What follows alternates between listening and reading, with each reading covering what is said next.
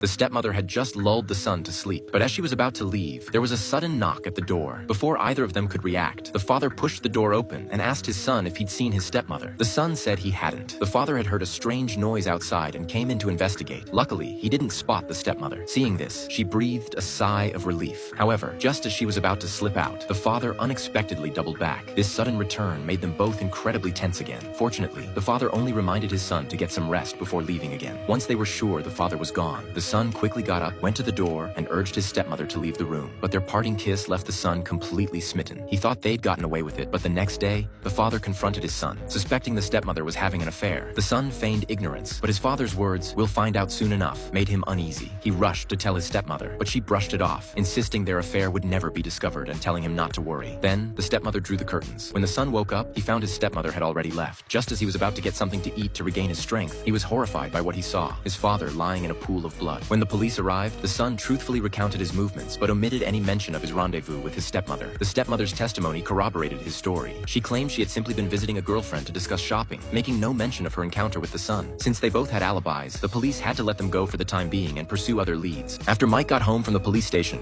he suddenly heard a strange noise coming from the garage. He cautiously went in to check it out. Just then, a dark figure abruptly appeared in the doorway and, without any warning, fired several shots at him. In the chaos, Mike quickly threw open the garage door and then lunged, tackling the person to the ground. It was only then, to his utter shock, that he realized the shooter was his stepmother. It turned out she had mistaken him for an intruder who had broken into the house again and had pulled her gun in self-defense. After hearing his stepmother's explanation, Mike had no choice but to reluctantly lower his weapon.